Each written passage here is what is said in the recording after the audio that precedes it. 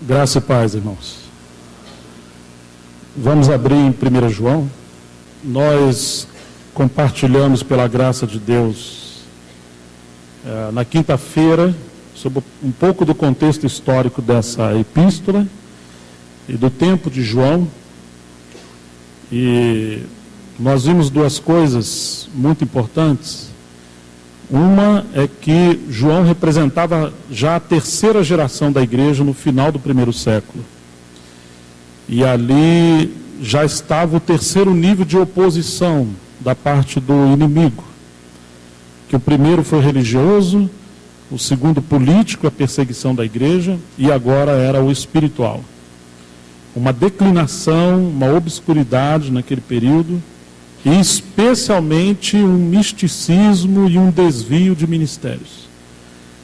E essa é a parte mais sutil, porque alguns saíram do meio dos apóstolos e eles estavam pregando outras doutrinas que causavam não apenas divisões, mas práticas e conceitos errados. Todos os apóstolos já haviam morrido daquela escola dentre os 12, inclusive Paulo e Barnabé. E João era bem velhinho, quase 100 anos.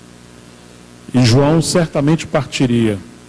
E agora João fala que, como eles ouviram que o anticristo viria, muitos se fizeram anticristo. E ele por isso sabia que já era a última hora. E agora João vai partir, e ele está vendo essa situação tão lastimável no final do primeiro século. Então a primeira carta, ela não é apenas uma correção, mas são conselhos, são princípios de como sobrevivermos ou vivermos como assembleia, testemunho do Senhor, de forma saudável no tempo do fim. Como perseverarmos diante do Senhor.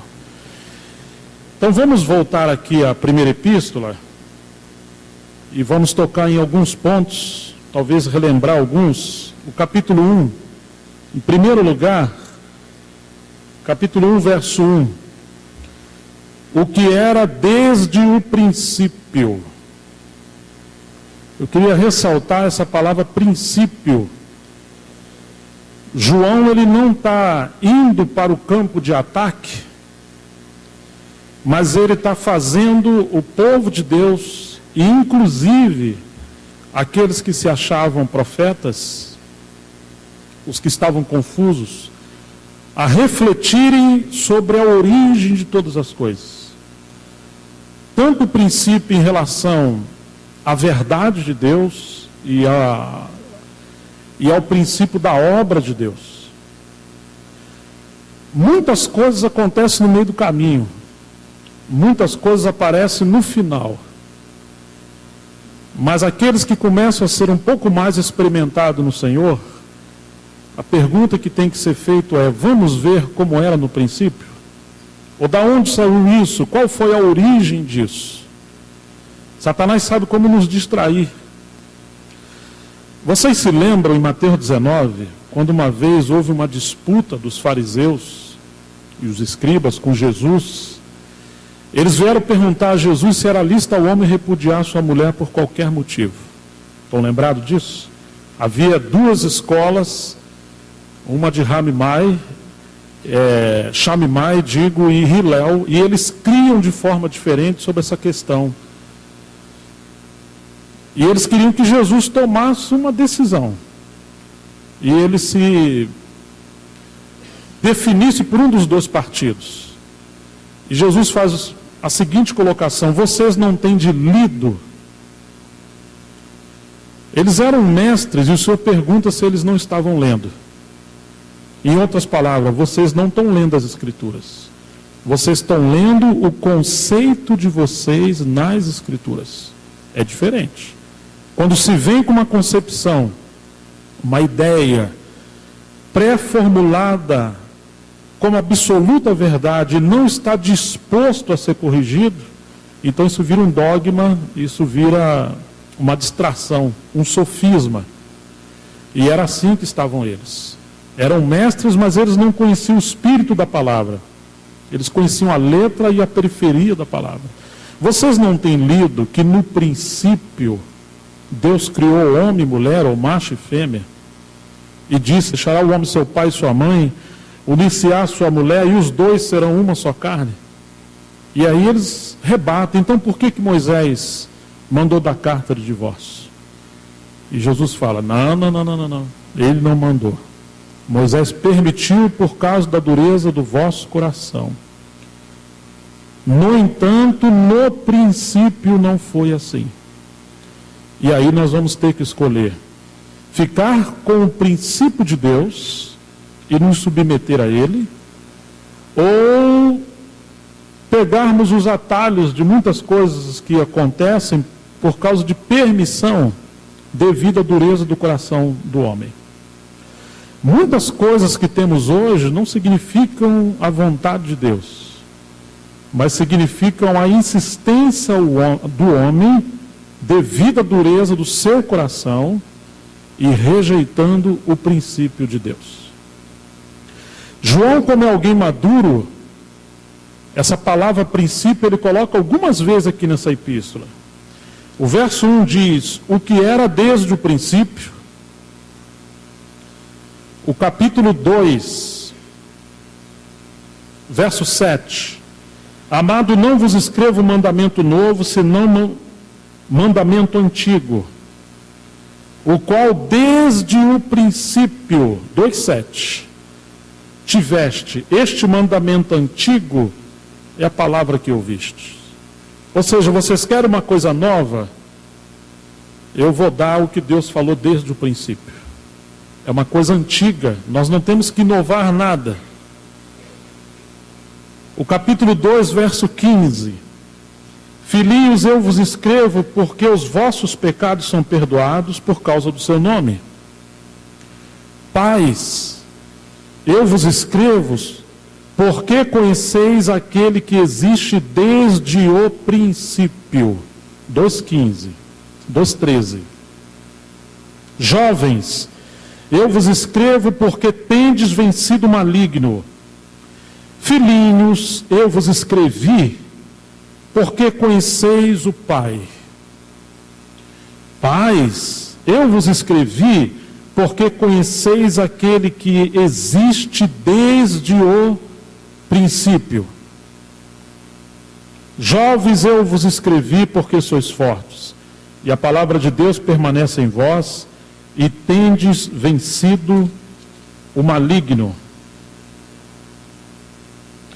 Então nós vemos, irmãos, que ainda mais um versículo 3,11: porque a mensagem que ouviste desde o princípio é esta, que nos amemos uns aos outros.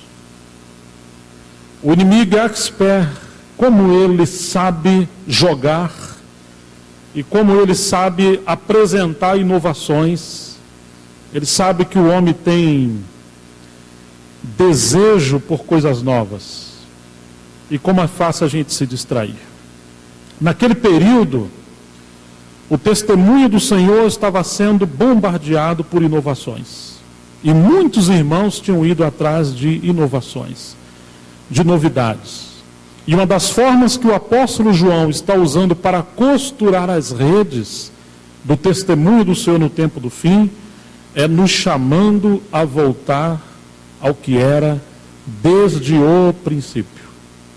Ô irmãos, sempre que formos tratar de algo, sejam problemas, sejam questões doutrinárias, seja o que for, volte ao princípio.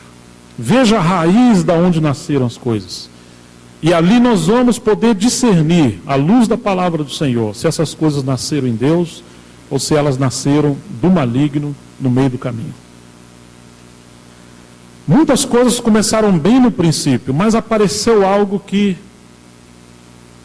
gerou uma insatisfação, uma desconfiança, uma suspeita, e aquilo que era tão claro, e aquela comunhão que era tão pura, tão simples, tão viva, tão cheia de amor, ela começa a ser contaminada. Certa vez o irmão Watmani, nós sabemos que na China ocorreram perseguições, tribulações, irmãos morreram, foram perseguidos. A igreja sofreu oposição. Mas o irmão disse que nada mais destrói a vida da igreja do que a desconfiança, a maledicência, o semear contenda entre os irmãos. Se o inimigo não pode nos tirar da verdade, se ele não pode roubar a nossa devoção ao Senhor, ele vai querer semear coisas que contaminem. Mesmo que a gente permaneça, mas vamos permanecer de forma contaminados, até nos dividirmos lá na frente. Então, queridos, em primeiro lugar, precisamos voltar ao que era no princípio. E me chama a atenção que João mostra aqui 3 níveis de espiritualidade na Assembleia do Senhor. Ele fala de filhinhos, ele fala de jovens e ele fala de pais. A nossa tendência às vezes é querer classificar todo mundo numa estatura só. Quase sempre os filhinhos acham que já são jovens e os jovens acham que já são pais. Na vida humana é assim, a criança quer ser adulto e às vezes estufa o peito, já acha que é adulto, né? E o jovem vai por aí também. João, quando está falando isso, ele está chamando a gente à responsabilidade para que cada um ocupe o seu devido lugar. A igreja não é um lugar de democracia. A igreja é um lugar da autoridade de Deus prevalecer sobre nós na comunhão. Então ele vai falar assim, 2:12, filhinhos, eu vos escrevo, porque os vossos pecados são perdoados por causa do seu nome. Quase sempre os filhinhos estão envolvidos com problema de pecados. Não que isso seja um grande problema em si. Assim como um bebezinho que é novinho, ele também está envolvido com imperfeições. Ele precisa de alguém para trocar a sua fralda, limpar o seu gorfo e dar mamadeira. Quando a mulher está lá no hospital dando à luz o filho e nasceu e vem a enfermeira avisar ao pai, quase sempre o pai faz algumas perguntas, né? É menino, ou melhor, é mulher ou é homem? É homem. Ah, e é perfeito? É perfeito. Depois ele lembra da mulher, né? A mulher está bem? Ah, está bem. Mas assim, é homem e é perfeito. Daqui a pouco vem aquele homem perfeito lá de dentro, né? 1,85 m, olhos claros, andando, forte, sem problema nenhum. Não é assim que ele vem? O homem perfeito? Não. É um bebezinho enrolado e vai precisar de muitos cuidados, porque ele se suja ainda. À medida que ele se alimenta com leite materno, ele vai crescendo em estatura e graça. Então, irmãos, João está falando assim que, em outras palavras, um grande problema é que o inimigo semeia situações onde aqueles que são mais novos na fé não querem receber a ajuda dos mais velhos. Eles estão indo atrás de coisas novas. E foi assim que o gnosticismo entrou. O gnosticismo era aquela religião esotérica e ela apresentava experiências sobrenaturais de forma muito rápida, êxtases, mas não tinha um princípio na verdade. João agora está chamando a gente, por um lado, para o princípio da revelação divina, para a centralidade de Cristo. Ele está falando daquele que era desde o princípio, ele está falando do verbo da vida. E em segundo lugar, além de nos chamar para o princípio da verdade em Cristo, ele está nos colocando no devido lugar. Por um lado, ele coloca os assuntos e as coisas nos seus lugares, e em segundo lugar, ele quer nos colocar a cada um de nós no nosso devido lugar. Não pense, disse Paulo, cada um de si mais do que convém, mas pense com moderação, segundo a medida da fé que Deus repartiu a cada um de nós. Romanos capítulo 12. Então, queridos, em primeiro lugar, nessa questão de escala de espiritualidade, níveis de espiritualidade, ele fala dos filhinhos. No 13 ele diz, pais, eu vos escrevo, porque conheceis aquele que existe desde o princípio. A responsabilidade maior recai sobre os mais velhos.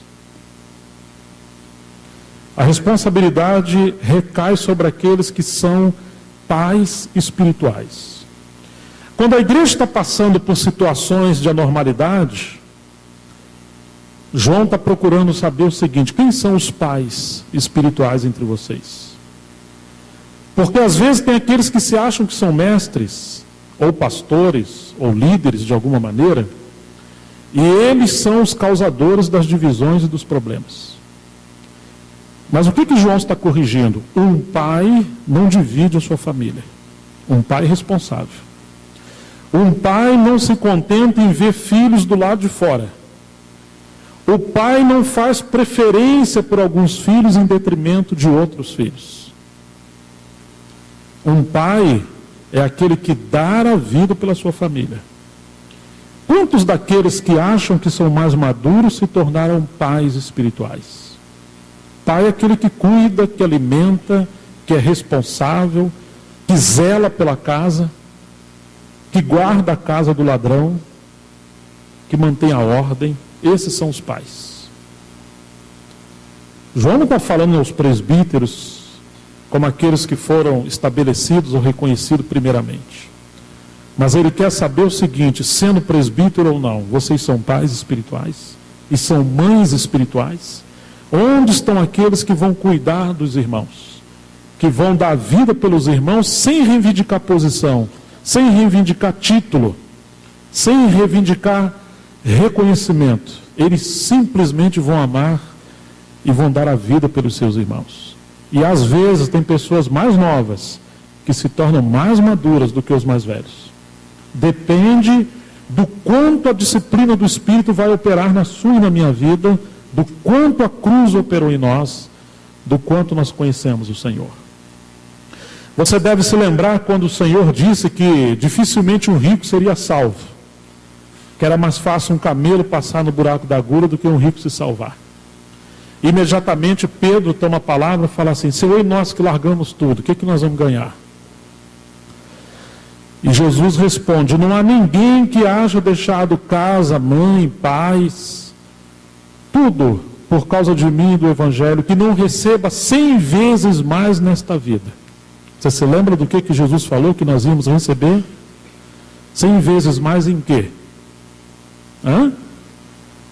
Pais, mães, irmãos, irmãs, casas, com tribulação e a vida eterna. Mas ele diz que seriam 100 vezes mais em pais, mães, e outras palavras. O que o Senhor espera que os mais novos recebam são paternidade espiritual dos mais velhos. As pessoas que recebem o Evangelho não estão atrás de um professor. Isso já tem na escola, na universidade. Não estão atrás de um prédio, de um templo, de uma religião, de uma liturgia. Tudo isso o mundo faz melhor do que nós. Mas espiritualidade verdadeira, amor entre os irmãos, dar a vida e, sobretudo, identidade de família, representar a paternidade espiritual, só no reino de Deus nós podemos ter isso. Você sabe que numa escola você coloca o seu filho, o professor dá aula, mas ele não tem nada a ver com o problema da sua criança. Terminou o horário dele, ele dá tchau, vai embora e seu filho que se vire com seus pais. Ô irmãos, na igreja o Senhor espera que os mais velhos se tornem pais e mães dos irmãos. E as pessoas que creram no Evangelho possam ser abraçadas, recebidas. Abrimos o local de reunião, mas abrimos as nossas casas? Será que nós comemos juntos? Será que nós cuidamos de pessoas? Será que nos visitamos? Será que carregamos as cargas uns dos outros? Será que nos importamos uns pelos outros? João está costurando as redes que estavam rompidas, também procurando resgatar essa identidade de que a igreja é uma família. Amém, queridos? Ou esse amém de vocês não convence? Amém. Deus é amor, foi isso que João falou. E aquele que ama conhece a Deus. Como alguém diz que ama a Deus que não vê e não ama o seu irmão que vê? É isso que João fala. Ora, tendo alguém bens nesse mundo, vendo seu irmão passar por necessidade, e lhe fechar as entranhas, como estará nele o amor de Deus? Ou seja, o Senhor espera que realmente possamos nos amar uns aos outros. E agora ele está dizendo que os pais são aqueles que conhecem aquele que existe desde o princípio. Verso 13, jovens, eu vos escrevo porque tendes vencido o maligno. Filhinhos, eu vos escrevi porque conheceis o Pai. Conheceu o Pai no sentido de paternidade, mas não no sentido de maturidade, de responsabilidade. Quando alguém é uma criança, tudo na casa gira em torno dele. Pinta-se o quartinho dele, é bercinho, os assuntos. O marido perde até o seu lugar de direito. Tudo gira em torno da criança. Ela rouba a atenção de todo mundo. No começo isso é normal. O problema é quando a criança está crescendo e os pais continuam a tratar as crianças como se fossem ainda nenenzinhos. Às vezes já são os bezerrão e a mãe quer ainda amamentar e carregar no colo há muito tempo. Ou irmãos, na igreja também é assim. Todos aqueles que querem que a igreja gire em torno deles, às vezes querem mudar a vida da igreja porque eles não estão satisfeitos. O que isso significa? Que são crianças. E você não pode dar ferramenta na mão de crianças, que elas vão destruir a casa. Você não dá a chave do carro na mão de uma criança. A prova de que nós somos crianças, irmãos, é que nós queremos que tudo gire em torno de nós, nós reclamamos o tempo todo. Nós queremos melhores coisas, nós forçamos uma barra com as pessoas, com os irmãos, para que as coisas sejam feitas da maneira que a gente quer que sejam feitas. Mas um pai e um filho mais velho, um filho mais maduro, é aquele que além de se alimentar, dormir, etc., ele passa a trabalhar. E ele passa a ter responsabilidade com a casa para manter a casa em ordem. Um grande problema que nós temos hoje é que nós temos muitas crianças e poucos pais espirituais, poucas mães, que a Bíblia diz que as mulheres mais velhas deveriam ser mestras do bem, para ensinar as mais novas a amar os seus maridos e no lugar de serem boas empresárias ou executivas, que elas fossem boas donas de casa, amassem seus filhos, cuidassem do seu esposo, do seu lar. Não tem problema trabalhar fora, mas a primeira responsabilidade é a família. E se há harmonia no lar, então pode-se dar um segundo passo, se assim o Senhor der paz. Mas quantas das vezes os nossos lares estão desestruturados? E a igreja também está desestruturada, porque nós estamos perdendo valores. Então, querido, João vem costurando a rede, também procurando resgatar valores de família. E que a igreja é uma família. Nós realmente devemos zelar para não perdermos a identidade da igreja como família. Possamos realmente cuidar uns dos outros. Então ele estabelece aqui essa noção e nos traz essa luz de que na igreja existem distintos níveis de espiritualidade. Os pais e as mães, os jovens e os filhinhos. Quando ele fala dos jovens, ele diz que eles venceram o maligno, mas agora no 14 ele fala: filhinhos, eu vos escrevi porque conheceis o Pai. Pai, eu vos escrevi porque conheceis aquele que existe desde o princípio. Jovens, eu vos escrevi porque sois fortes, e a palavra de Deus permanece em vós, e tendes vencido o maligno. Deus espera que os jovens, tanto na fé, mas também jovens na idade, se dediquem às coisas do Senhor e sejam fortes, não fracos. Não permitir o mundo nos arrastar. Quando ele fala vencer o maligno, logo em seguida no 15, ele fala: não ameis o mundo, porque o mundo jaz no maligno. Ninguém pode ser amigo de Deus e amar o mundo. Tiago fala que nos constituímos em inimigo de Deus. Então ele está nos chamando a voltar ao que era desde o princípio. E uma outra coisa, irmãos, o capítulo 2, verso 18, quando João fala que já era a última hora e como ouviram que o anticristo viria, e agora muitos se tornaram anticristos. Eles têm surgido, pelo que conhecemos que é a última hora. Eles saíram do nosso meio, entretanto não eram dos nossos, porque se tivessem sido dos nossos, teriam permanecido conosco. Todavia, se foram para que ficasse manifesto que nenhum deles é dos nossos. Agora você imagine João partindo, e além de todos esses problemas, João está dizendo que alguns que estavam entre eles se tornaram anticristo, passaram a trabalhar no espírito de anticristo.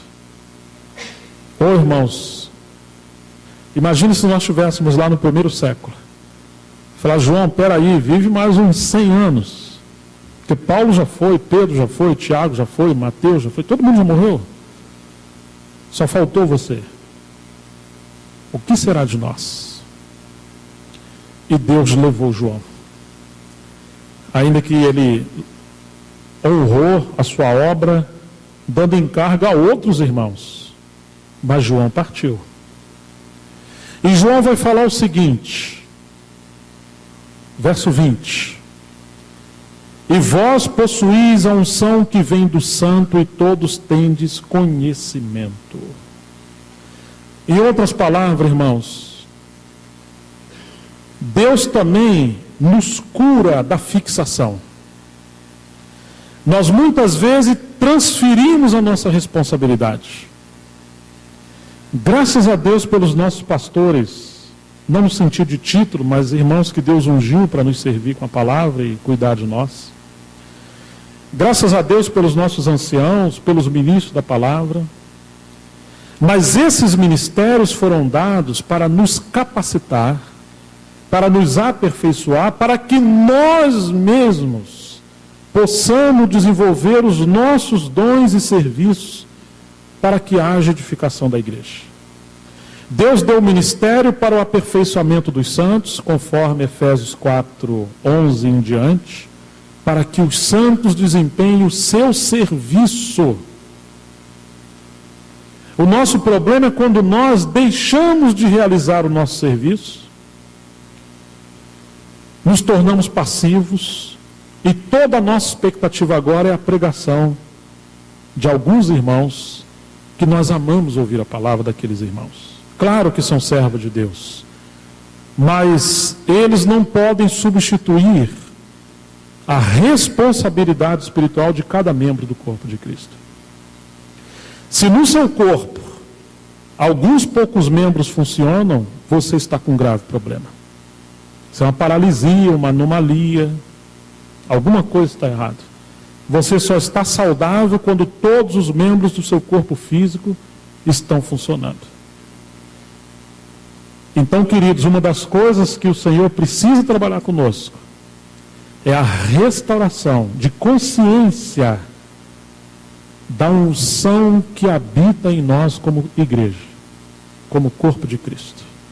Então ele está dizendo assim, e a unção que vós possuís do santo está em vocês, e todos têm de conhecimento, ou seja, temos que exercitar o conhecimento espiritual para podermos discernir o que vem de Deus e o que não vem de Deus.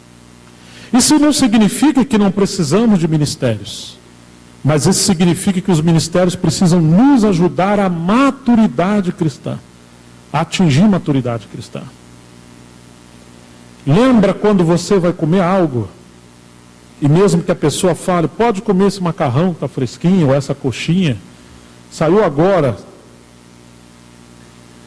E aí quando você vai comer, o seu organismo, o seu paladar fala, ó, deve ser de ontem, anteontem, talvez até de manhã, mas fresquinho não está não, está passado. O seu paladar fala que já estragou, o ponto já passou, está azedo, ainda mais com esse calor aí. E aí o que você vai fazer? Você vai agradar a pessoa que está do lado de fora mandando você comer, ou você vai respeitar as leis do seu organismo? Se você comer, você vai manter politicamente uma amizade com aquela pessoa. Mas você será hipócrita e vai causar um grande dano a você.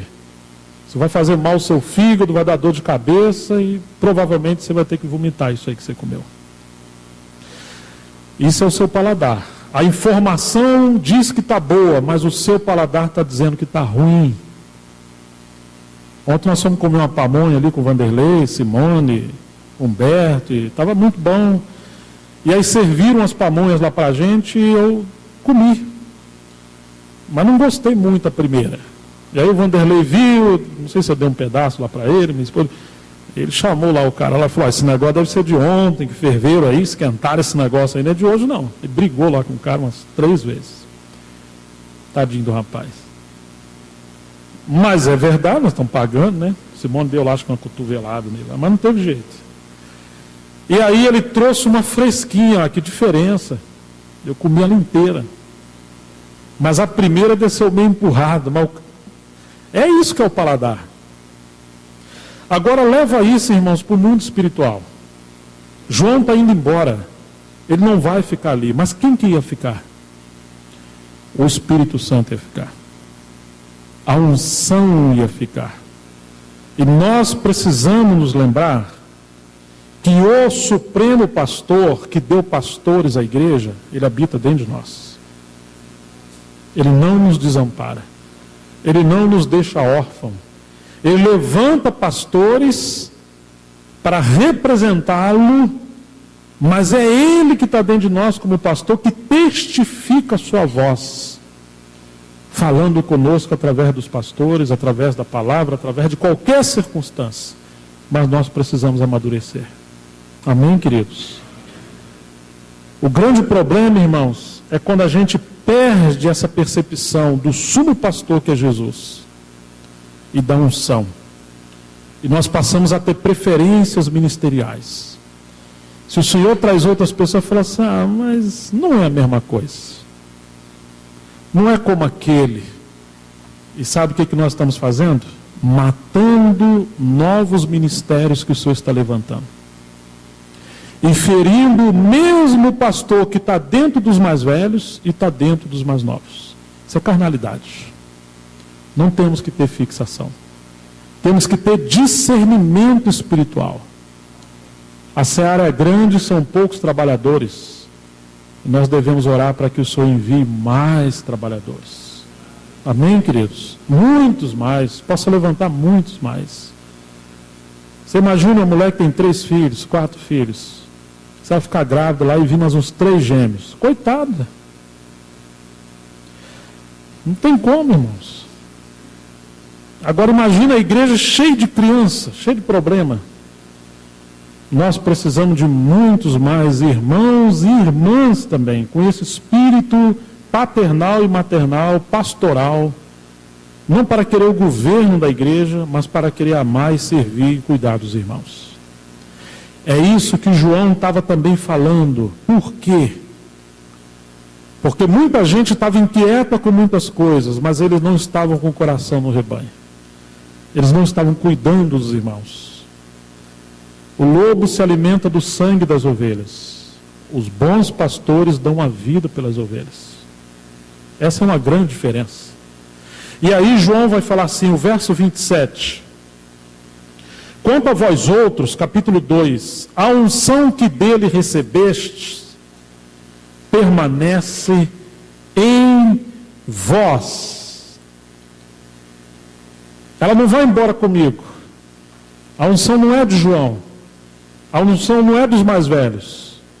A unção é do Senhor. E a unção está sobre todos nós. E não tendes necessidade que alguém vos ensine, abre aspas, coisas novas. Ele não quer dizer que não há necessidade que hajam mestres e ensinadores na igreja, mas ele está querendo dizer que não temos necessidade de buscar coisas novas. A unção que ele está dizendo que ensina é a mesma unção que ensina pelo ministério. Mas o problema é quando há insatisfação e nós vamos atrás de coisas novas. Mas como a sua unção vos ensina a respeito de quantas coisas? O que diz sua Bíblia? O que diz sua Bíblia, irmãos? Todas as coisas. Sabe uma mulher nova quando tem dúvida se está grávida? Ela vai no espelho umas 30 vezes por dia. Aí olha a barriga, tira, mede, põe. Aí pergunta para o marido, pergunta para a vizinha, para os parentes, até para o papagaio, se souber falar, vai perguntar. Você acha que? Tem dúvida. Mas quando a criança começa a mexer, começa a crescer, e todos estão vendo que ela está grávida, e agora tem uma nova vida dentro dela. No começo ela podia sentar e deitar e comer o que quiser e do jeito que quiser. Mas depois que aquele barrigão cresceu, ela já não deita e não faz tudo que quer de qualquer maneira, porque ela vive para aquela criança. Assim também somos nós quando não conhecemos a unção e quando não temos discernimento da formação de Cristo em nós. Quando nós não conhecemos que o Senhor está em nós, nós temos que perguntar tudo às pessoas, porque nós não temos discernimento e nem convicção. Mas quando a vida do Senhor cresce em nós ao ponto de amadurecer, e aí começamos a viver a experiência do que Paulo falou, não sou mais eu quem vivo, o que mais que ele fala? Mas Cristo vive em mim. E a vida que agora eu vivo nessa carne, eu vivo pela fé no, ou do Filho de Deus que me amou e se entregou por mim. E aí ele ora pelos Gálatas, né? Ele fala aos Gálatas, meus filhinhos, por quem de novo eu sinto as dores de parto, até ser Cristo formado. Quando nós somos menininhos na fé, nós ignoramos Cristo que está em nós. E queremos ouvir tudo dos outros. Por isso nós erramos tanto.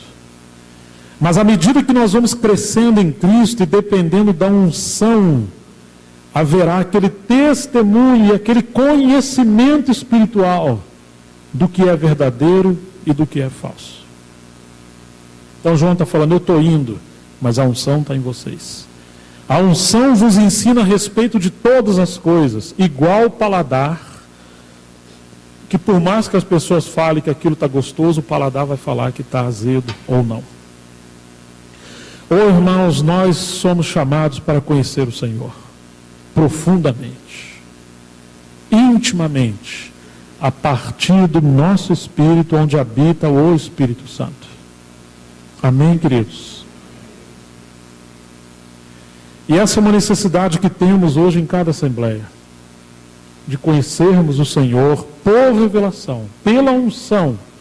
E ele diz que a unção nos ensina acerca de todas as coisas, não apenas uma coisa, mas de todas as coisas. Quantas vezes tomamos decisões erradas, nos relacionamos com pessoas erradas, mudamos de emprego de forma leviana, lidamos com negócios, não basta apenas ser profissional, nós precisamos depender do Espírito Santo.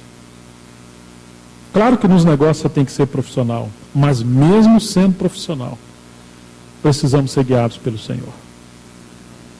Precisamos que a unção, está relacionando com as pessoas, não importa onde você esteja, mas dentro de você em oração, Senhor, isso é teu. Há muitas coisas que o inimigo apresenta no nosso caminho. Bonitinho, com lacinho, cheiroso, mas aquilo não procede do Senhor. Muitos irmãos tomaram decisões certas e morreram. Se perderam no meio do caminho. Não é porque a decisão estava errada, mas porque não houve direção de Deus naquilo que tomou a decisão. Certa vez um irmão ia comprar um caminhão de primeira linha lá no Rio de Janeiro, juntou muito dinheiro, um rapaz muito trabalhador, e ele achou um caminhão num preço assim que falou, é esse negócio. Hoje eram uns 150 mil para frente. E o negócio já estava praticamente fechado. Só não assinou documento, não fez dinheiro, não passou dinheiro. Ele chegou numa reunião de oração e falou, irmãos, eu estou fechando um negócio hoje, eu orei ao Senhor por tanto tempo, mas ainda assim eu quero submeter isso aos irmãos para orarem por mim, porque eu não quero errar. Honestamente, o melhor negócio que eu estou fazendo é esse. Os irmãos pegarem, Senhor, está aqui o teu servo, o teu filho, e orou. Quando os irmãos estavam orando, uma irmã teve uma visão. Ela viu a polícia prendendo a pessoa que estava vendendo o caminhão para ele. E ela falou isso para ele. Ele foi investigar e chamou um pessoal mais perito na questão e se aproximou do negócio e foram investigar, irmãos. O caminhão era fraudado, era uma placa falsa, duplicada. Aquele caminhão era roubado. Mas tinha gente, acho que do Detran envolvido, tinha um bocado de gente envolvida. Tudo estava certinho. Até que Deus trouxe o discernimento que aquilo ali era uma coisa errada. Ô irmãos, quantas vezes nós nos envolvemos com coisas erradas achando que é do Senhor? Não faz muito tempo eu ouvi uma irmã dizendo o seguinte: Gerson, essa irmã começou a caminhar numa cidade que eu ajudava, sempre estava lá, e ela sofria uns quase 30 anos com seu marido. Seu marido incrédulo, traía, era bravo com ela, já teve até violência. Eu falei: irmã, por que você não usa os seus direitos? Assim. Falei: eu vou te contar uma coisa. Eu era muito jovem, muito bonita, e não tive paciência de esperar no Senhor. E um dia eu ouvi alguém dizer que Deus mandaria um jovem na minha casa, uma profecia lá, um conselho de alguém, e esse jovem era Deus que enviou, que era para eu receber. Aí um dia foi um jovem lá na casa dela, mas bonito, hein? Não é igual eu não, eu sou bonito, mas o cara era muito mais bonito que eu. Aí ela nem quis saber de conselho de ninguém, irmãos. Ela abriu o coração, recebeu com ações de graça, começou o relacionamento, casou em pouco tempo. Ele era praticamente um ateu. Ela apanhou dele algumas vezes. E ela falou: eu pequei contra o Senhor. Eu não honrei meus pais. Mas ela tinha certeza que aquilo era de Deus. As circunstâncias todas diziam que era de Deus. Ela só não consultou o Senhor, nem ouviu o conselho de ninguém. Mas interiormente havia uma angústia, uma desaprovação. Mas isso aí, para quem está apaixonado, meu filho, isso aí ela rompe de todo jeito. E nós passamos a orar por essa pessoa, por essa irmã, tomar a causa dela. Esse homem teve um infarto dentro do motel com uma outra mulher. Ela hoje é uma viúva e a casa dela é aberta para servir o Senhor. Mas era um conselho que ela tinha para os jovens, que a aparência, como diz a Bíblia, é vaidade. A circunstância não significa que Deus está naquilo. Pode ser um meio, mas não é tudo. Como nós precisamos disso aqui que João está falando. A unção que está em vós. Como a sua unção vos ensina a respeito de todas as coisas, dos falsos profetas, dos falsos obreiros, das falsas doutrinas, das falsas pessoas. Quantas coisas vêm para tirar o cristão da vontade do Senhor? E não é falsa, e o que ele fala agora? Permanecei nele, como também ela vos ensinou. Ô irmãos, preste atenção nisso. O Espírito Santo é o Espírito da palavra. O Espírito Santo nunca vai guiar o cristão contra as Escrituras. E o Espírito Santo nunca vai nos guiar a qualquer situação que vai nos tirar do senhorio de Jesus. Nunca vai provocar divisão no meio dos irmãos. A unção nos leva a permanecer em Cristo. Não seguir inovações. Não seguir novidades. E ele segue dizendo: filhinhos, pois permanecei. Permanecei aonde? Nele. João está partindo. Mas está falando, vocês têm que permanecer no Senhor. Recentemente surgiu a possibilidade de um obreiro mudar de cidade. Um irmão que o Senhor usa naquela cidade. Aí algumas pessoas falaram assim: vai acabar a igreja se esse irmão for embora. Esse é o espírito do inimigo. Ou seja, quer que a igreja não esteja permanecendo no Senhor, fixada no Senhor, dependendo do Senhor, honrando todos os irmãos, todos os serviços, mas esteja fixado em outras coisas. Isso é uma acusação terrível, uma incredulidade terrível. Permanecei nele, para que quando ele se manifestar, tenhamos confiança e dele não nos afastemos envergonhados na sua vinda. Se sabeis que ele é justo, reconhecei também que todo aquele que pratica justiça é nascido de Deus. Então, irmãos, um outro elemento que João apresenta para nós como conselho e princípio chama-se a unção. Mas não é a unção de um membro, é a unção da cabeça que está no corpo de Cristo. E, infelizmente, às vezes a gente tem que passar por algumas situações em algumas assembleias, como é difícil lidar. Eu me lembro quando eu era bem jovem, um irmão discordou da assembleia, discordou dos presbíteros, e um dia ele veio conversar comigo, e para ele todo mundo estava errado. E até fazia algum sentido as coisas que ele estava falando. Mas eu fiz a seguinte pergunta: irmão, você crê que a igreja é o corpo de Cristo? Ah, claro, eu preguei isso a vida inteira. Você crê que o Espírito Santo habita na igreja? Também creio. Você crê que o Senhor é o cabeça da igreja? Creio também. E você crê que a igreja da qual Cristo é cabeça, habita o Espírito Santo, esteja totalmente errada e só você esteja certo? Aí ele parou. Eu não tinha pensado por aí. Mas enfim, ele creu que todo mundo estava errado.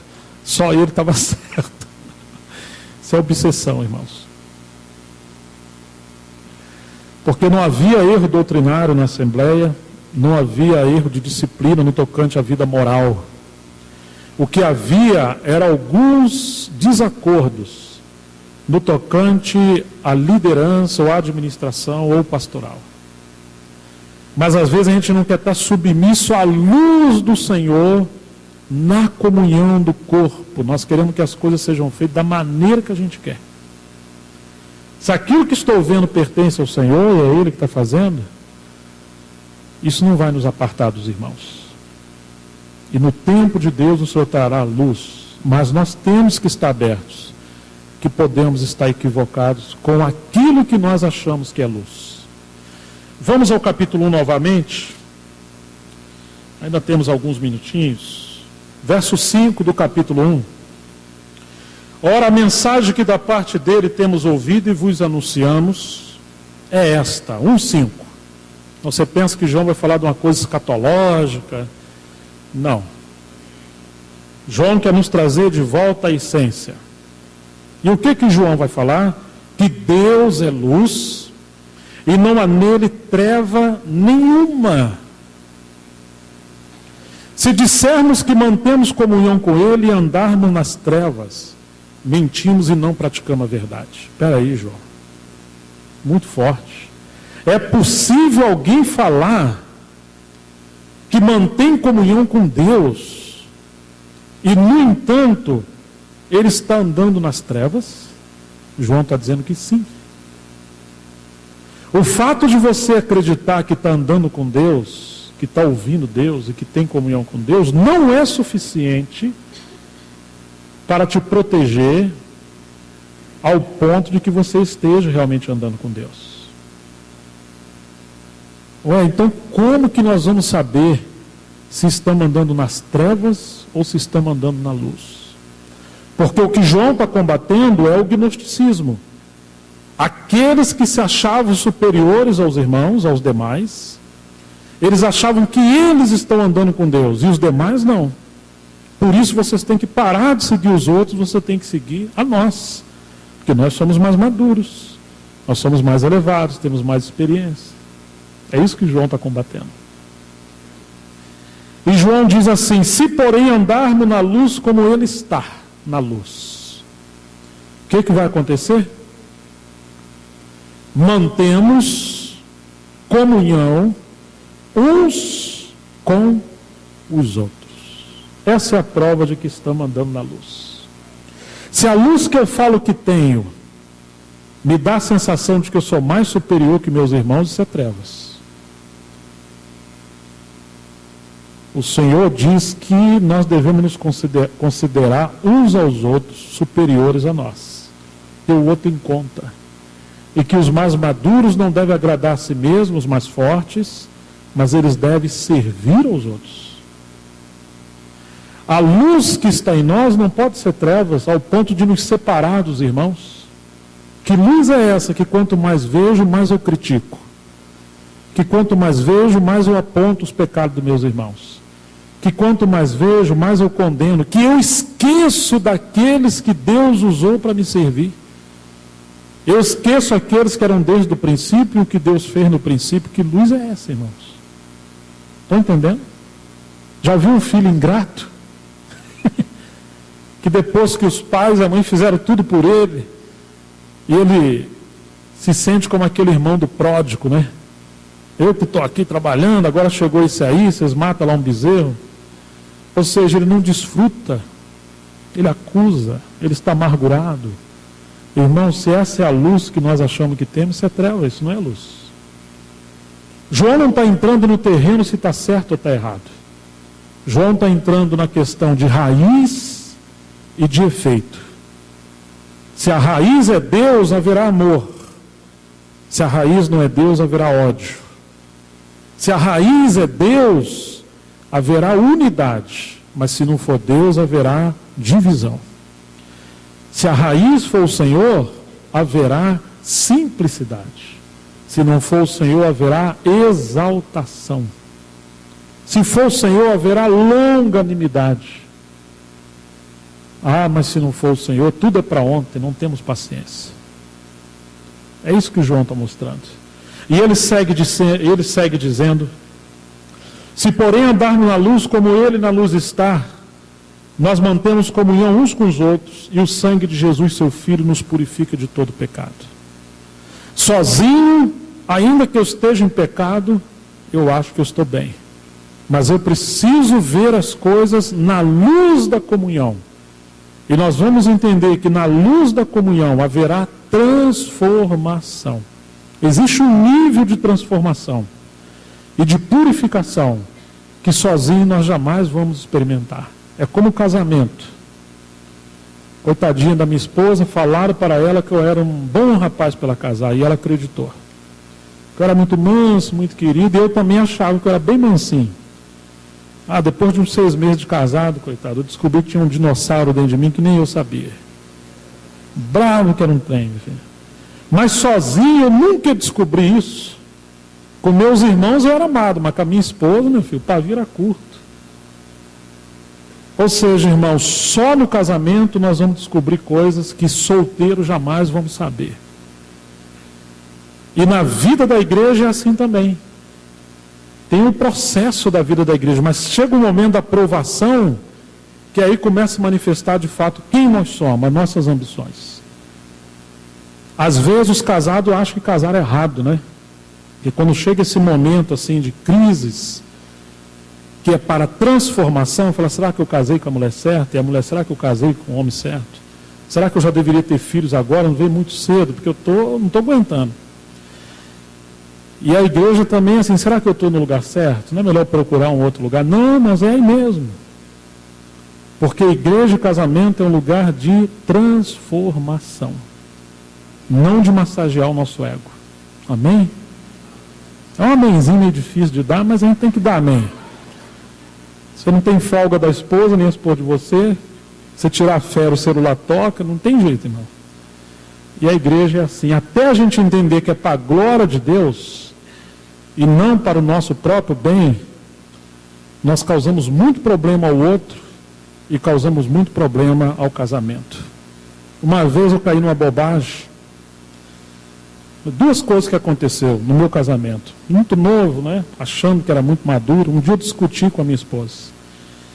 E aí eu estava muito bravo, ela parou de falar, e quando eu virei, ela estava de joelho dobrado e cobriu a cabeça com o véu em sinal de sujeição. E eu fiquei mais bravo ainda porque eu não tinha acabado de falar. A vontade era matar, mas eu achei que não ia dar muito certo. Mas pelo menos falar eu queria, tinha mais coisa para falar. E ela estava falando com Deus, mas ela casou comigo, não foi com Deus. E quando eu fui falar, Deus falou comigo. Antes de ser sua esposa, é minha ovelha, e aí? Ou seja, vai encarar? Foi mais ou menos isso que ele falou para mim. Ó, irmãos, eu quase morri. Porque eu não via ela como filho de Deus, eu via ela só como minha mulher naquele momento. E às vezes nós não vemos a esposa como membro do corpo. Então a gente acha que a gente é cabeça, e cabeça é o manipulador. Nós somos quase assim meio Hitler, sabe? A gente acha que ser cabeça da casa é manipular e controlar, e não é bem assim que é ser cabeça. Como é que Jesus foi cabeça da igreja? Morrendo. Então, queridos, ele guiou morrendo. E esse é um ponto difícil para os cabeças da casa, né? Aquele dia eu ouvi algo do Senhor muito duro. Aí passou um tempo, eu chamei minha esposa, falei, bem, senta aqui. Fala para mim tudo que eu faço que você não aprova, que te entristece, que te magoa. Ela olhou assim, tem certeza? Tem. Em outras palavras, não vai ter retaliação, não vai ter cadeirada, não vai... Não, imagina, pode. Ô, irmãos, ela falou, hein? Misericórdia, Jesus, sangue de Jesus tem poder. Aquele dia eu era meio assembleano, né? Era meio pentecostal. Foi difícil, irmãos. Porque quase tudo que eu fazia, que eu achava que estava fazendo certo e para agradar ela, era o contrário. Porque eu criei uma personalidade dela na minha cabeça que eu achava que ela tinha que ser, e não o que ela era. Então ela levava um jugo muito pesado, porque ela não conseguia me agradar.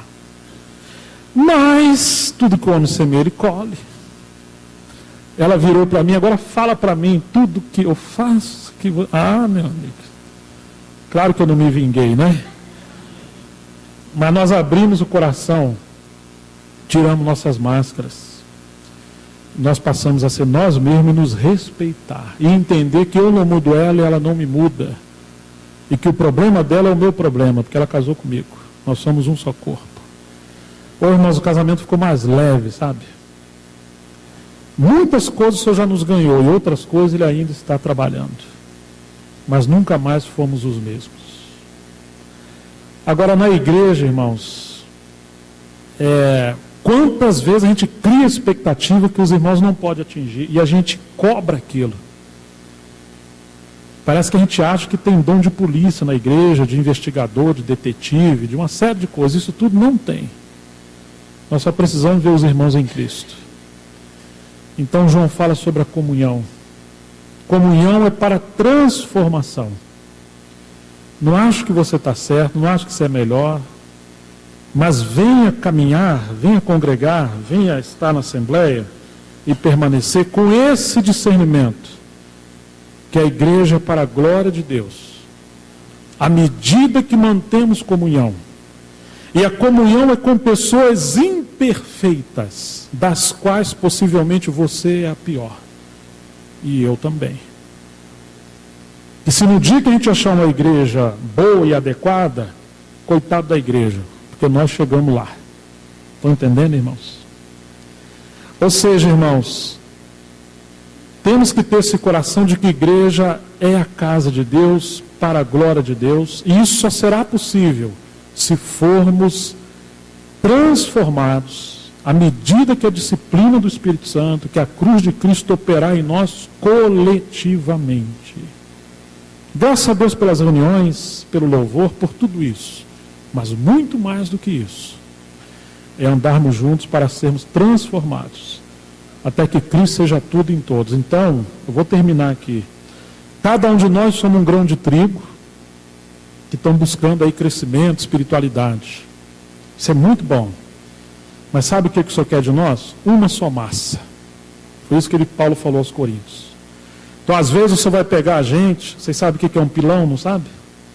Vai colocar a gente dentro de um pilão, aí vai pegar aquele socador, né?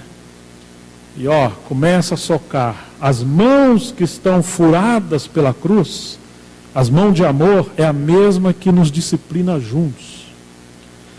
Depois ele pega aqueles grãos partidos, põe numa peneira, e ele sopra e joga para o alto, para o vento levar a nossa casca. A casca tem que ir embora. Nossas aparências, que somos bonzinhos, mais espiritual, mais santo, cheio de opinião, o Senhor vai mostrando que não é nada disso. Ele joga de novo, até quebrar, irmãos, nos fazer pó, igual farinha de trigo. E aí ele vai fazer uma massa com azeite. E depois, o final disso é aquilo que Paulo falou: Cristo em vós é a esperança da glória. Ele quer que sejamos uma só massa. Não muitos irmãos cheios de achômetros, mas uma só massa que é Cristo em nós. Hoje nós vamos celebrar aqui, vamos partir o pão, mas temos que nos lembrar disso, que somos um só corpo em Cristo. Queridos, vamos orar, né? Mas lembre-se de João, ele está costurando redes.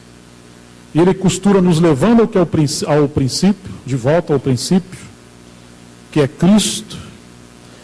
Ele costura nos trazendo revelação de que somos família. João costura mostrando que existem diferentes níveis de espiritualidade, e cada um deve ter humildade para ser o que você é no corpo.